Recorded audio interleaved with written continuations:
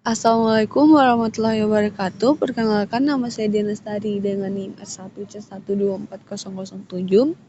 Di sini saya akan mempresentasikan tugas 4 paleontologi tentang FAT dan LAT.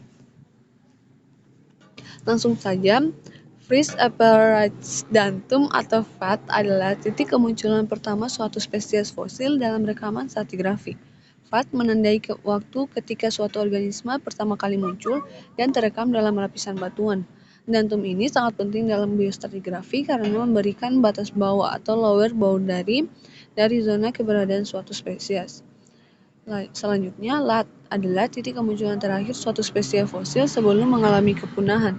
LAT menandai batas atas atau upper boundary dari rentang keberadaan spesies tersebut dalam rekaman stratigrafi. Kombinasi FAT dan LAT suatu spesies foraminifera membentuk rentang stratigrafi yang digunakan untuk penentuan umur relatif batuan. Prinsip penentuan umur batuan terbagi menjadi 3. Yang pertama ada prinsip superposisi, di mana dia lapisan batuan yang paling tua berada pada bagian bawah dan lapisan yang muda berada di bagian atas.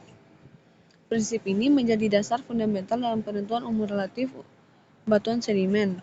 Selanjutnya ada prinsip suksesi fauna, di mana fosil dalam batuan sedimen tersusun dalam urutan yang dapat diprediksi dan konsisten. Setiap periode geologi memiliki kumpulan fosil khas yang tidak akan terulang, memungkinkan identifikasi umur relatif batuan.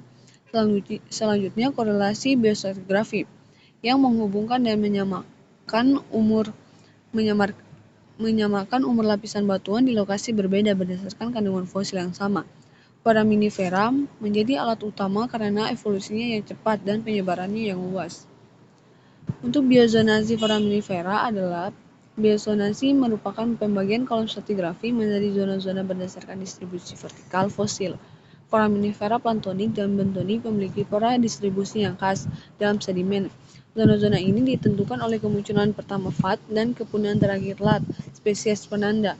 Setiap zona mencerminkan interval waktu geologi tertentu yang dapat dikorelasikan secara global. Selanjutnya fosil indeks foraminifera. Yang pertama ada Globorotalia, merupakan foraminifera plantonik dengan cangkang trochospiral dan apertur ekstraumbilikal.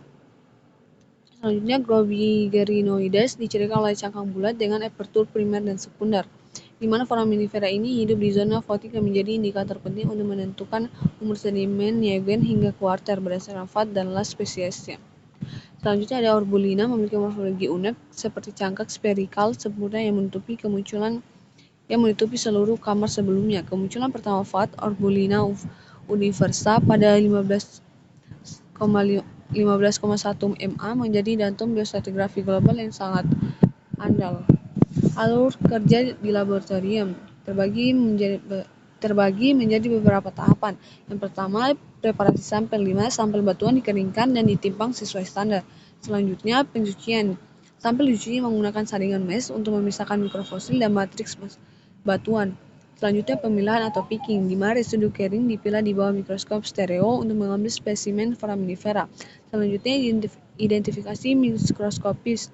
Spesimen diidentifikasi berdasarkan morfologi cangkang, ornamentasi, dan apertur. Selanjutnya, interpretasi biostratigrafi. Data kehadiran spesies dianalisis untuk menentukan FAT dan LAT serta penempatan biozona.